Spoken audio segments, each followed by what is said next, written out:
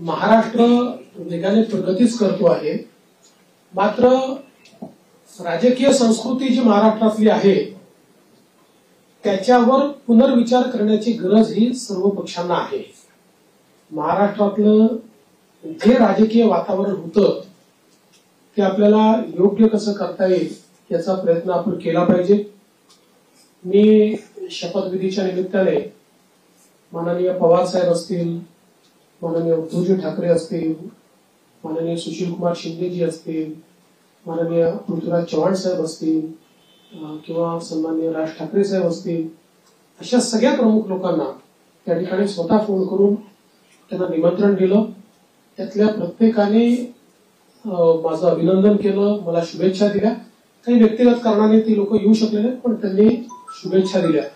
मला असं वाटतं की जो राजकीय संवाद महाराष्ट्रामध्ये आणि इतर राज्यांमध्ये आणि विशेषतः दक्षिणेच्या राज्यांमध्ये जे काही अंतर आहे ते हेच अंतर आहे की महाराष्ट्रात राजकीय संवाद हा कधी संपला नाही।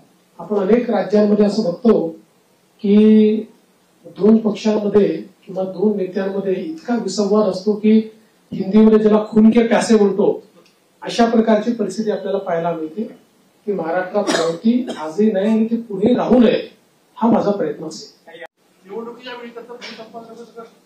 शक्तीपीठ महामार्गाच्या संदर्भात सांगली जिल्ह्यापर्यंत त्याला पूर्ण समर्थन आहे आणि सगळे शेतकरी आमच्याकडे येऊन सांगतात की तुम्ही भूसंपादन करा। सांगली जिल्ह्यातल्या काही भागात त्याला समर्थन आहे, पण कोल्हापूर जिल्हा जिथे सुरू होतो तिथे मात्र त्याला खूप मोठ्या प्रमाणात विरोध आहे।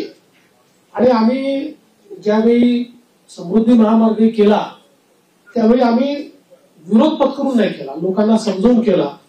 त्यामुळे आमचा यात प्रयत्न असा असेल की ज्या भागापर्यंत विरोध नाही तिथपर्यंतची अलाइनमेंट आता फायनल करायची आणि पुढची अलाइनमेंट जी आहे ती आपल्याला सगळ्यांची चर्चा करून काही पर्यायी अलाइनमेंट काढता येते का याचा विचार आपण करू। कारण शेतकऱ्यांना नाराज करून शेतकऱ्यांच्या जमिनी जबरदस्तीने घेऊन विकास करण्याची मानसिकता आपली नाही आहे। त्यामुळे काही पर्यायी रस्ते तयार करता येतील किंवा त्याला एक्झिस्टिंग जो काही हायवे आहे त्याला कोल्हापूरच्या आधी कुठे जोडता येईल का, किंवा अजून काही एखादा आपल्याला फ्लायओव्हरच्या माध्यमातून काही निर्णय करता येईल का, असं चर्चेतनं मार्ग काढू।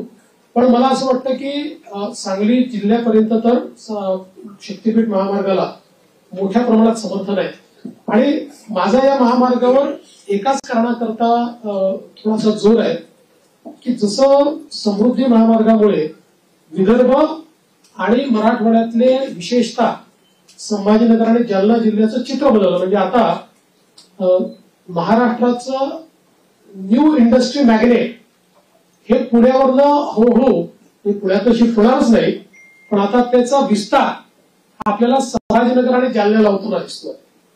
तर अशाच प्रकारे शक्तीपीठ महामार्गामुळे संपूर्ण मराठवाड्याचं चित्र बदलणार, चित्र एकदम। आणि म्हणून त्या महामार्गाचा माझा थोडा आग्रह आहे, पण सगळ्यांशी चर्चा करूनच त्याच्यातला पुढचा निर्णय होईल, तोपर्यंत होणार नाही।